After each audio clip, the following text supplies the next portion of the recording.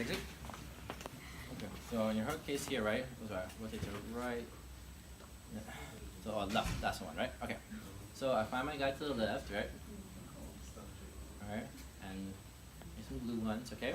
So you take it to your end range, right? You do your whole breathing. Which breathing helped you the most? Breathe up. The lateral. Okay, breathe 3 sides, okay? Now, if it's glued, which is the tight muscle? Intercostals, right? So I need to release the intercostals, but I can't. Both my hands are here, right? So, hand here. Give me over here. She's gonna what? Hold that ring for me. Okay, now a free hand. Alright? Now my hand here gonna do what? Release intercostals. Like that one, right? So, palpate the intercostals, right? By the way, patients hate this so much. The intercostals are so tender. See that right there? Right? You see that here? I don't like it, as advertised. Right? This is tough. You can't do dry needling. Right? You do dry needling, you really release things really quick, right? But what are you doing? You get in between the muscles, go back and forth. Now the hard thing about these muscles, the intercostal muscles are 3 muscles, right? You have the go this way, you go this way, and you go this way. So it's hard to figure which is the fiber, right? So you just have to release it, okay? And just release it here. Release it, okay? And release it here. See that? Remember, whenever you hurt a patient, you have to ask yourself, am I doing damage or is it sensitivity, right? So I'm on intercostals. Are they strained? No. They are what? Hypertonic. Why does a hypertonic muscle become sensitive? Well, muscle, right? There's a couple reasons. When a muscle is tight, right? You're compressing the blood vessels, right? When you're compressing the blood vessels, what happens? You get an ischemic, right? And ischemia pain is very painful, right? That's heart attack pain, right? Other reasons are that you're in constant on state. The body thinks what? It's under attack. So it's more sensitive, right? Because it thinks it's being under attack, so all the receptors are on alert. Okay, good. Now release. It's releasing, right? But the problem is that the intercostal muscles, essentially when you're releasing a muscle, you're trying to get the nerve to relax. But the problem is there are 3 nerves that go to the intercostals, front, middle, back.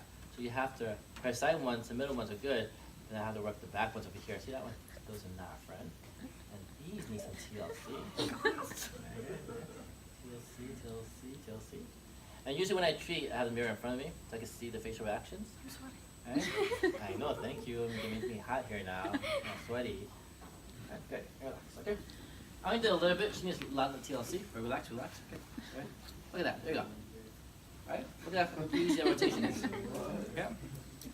Alright. Now, if the person's bigger than you, right? If the person is bigger than you, okay? So you see this here? This is what? Left rotation, right? Watch this. Lie down.